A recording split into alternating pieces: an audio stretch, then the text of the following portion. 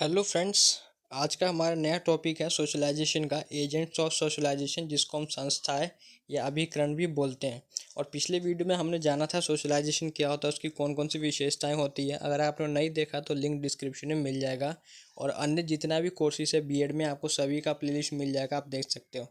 तो देखिए लिखा हुआ यहाँ पे समाजीकरण की प्रमुख संस्थाएं अभिकरण। हम जानते हैं कि समाजीकरण एक जटिल प्रक्रिया है, यानी कि कॉम्प्लेक्स बोल सकते हो एक तरह से।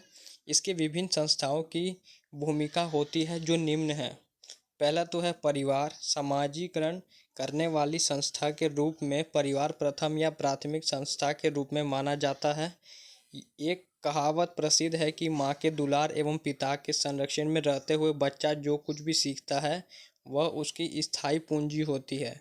हम जानते हैं कि कोई भी बच्चा सबसे पहले अपने परिवार में जन्म लेता है, और परिवार में रहकर वह माँ का दुलार और पिता के संरक्षण के मध्य रहते हुए खाना पीना, रहना सहना, बोलना चलना एवं अन्य सामाजिक व्यवहारों को सीखता है। हम ये भी जानते हैं कि समाज में प्रचलित आचार विचार, रीति रिवाज, प्रथाओं, परंपराओं, आदर्शों आदि का ज्ञान परिवार में ही होता है। वह वही करता है जो कि उसके माता पिता एवं परिवार के अन्य सदस्य करते हैं। इसीलिए परिवार समाजीकरण का एक मुख्य संस्था है। उसके बाद नेक्स्ट है आस पड़ोस।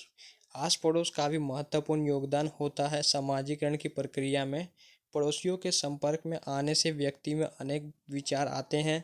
उनसे बातचीत के दौरान व्यवहार के नए ढंगों से वह परिचित होता है तथा उनके नए आदर्शों को सीखता है। उसके बाद थर्ड नंबर पे है विद्यालय। तो बच्चों के समाजीकरण में शिक्षण संस्थाएं अर्थात स्कूल कॉलेज आदि समाजीकरण में महत्वपूर्ण भूमिका निभाती है। इन्हीं संस्थाओं में बच्चे की मानसिक क्षमताओं तथा सामाजिक क्षमताओं का विकास होता है। वह अज्ञान से ज्ञान की ओर तथा अंधकार से प्रकाश की ओर इन्हीं संस्थाओं के माध्यम से बच्चों में समाजीकरण होता है। शिक्षा संस्थानों या शिक्षा संस्थाओं में बच्चे के लिए सामाजिक संबंध स्थापित करने का क्षेत्र और भी विस्तृत हो जाता है, क्योंकि वहाँ पर वह अनेक प्रकार के बच्चों एवं व्यक्तियों के संपर्क में आता है और उनसे बहुत कुछ सीखता है। विद्यालय एवं कॉलेज में भी पुस्तकों के माध्यम से ही बच्चे देश विदेश के समाज एवं संस्कृति से परिचित होने का अवसर मिलता है। उसके बाद है खेल समूह।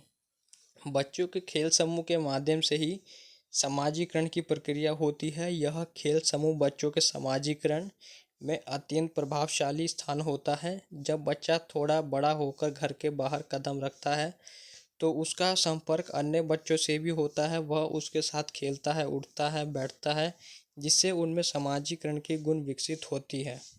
उसके बाद फिफ्थ पॉइंट है विवाह संस्था।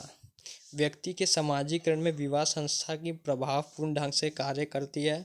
विवाह के बाद ही युवक तथा युवती को अपनी पत्नी या पति के रूप में अनुकूलन करना पड़ता है। उसके बाद यहाँ लिखा है स्त्रियों में यह अनुकूलन की प्रक्रिया कुछ जटिल होती है, क्योंकि दूसरों के घर जाकर उसे वहाँ के अजनबी सदस्यों जैसे सास ससुर ननद देवर आदि तथा वहाँ के रीति रिवाजों से अनुकूलन करना पड़ता है, जिससे उनमें समाजीकरण का विकास होता है। तो अनुकूलन का मतलब आपको पता ही होगा, जीन पियाजे की थ्योरी में हमने जाना था, यानी कि जो अभी करंट में जो भी वातावरण है उसके अनुसार ढलना, इसी को अनुकूलन बोला जाता है। जाति एवं समुदाय। जाति एवं समुदाय भी समाजीकरण करने में महत्वपूर्ण भूमिका निभाते हैं। प्रत्येक जाति एवं समुदाय के लोगों को अपनी विशिष्ट प्रथाएं और परंपराएं होती है।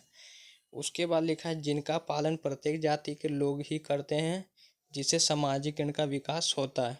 जीवन साथी का चुनाव, खान पान के नियम, व्यवसाय का चुनाव आदि जाति एवं समुदाय के द्वारा निर्धारित नियमों के अनुसार ही करते हैं।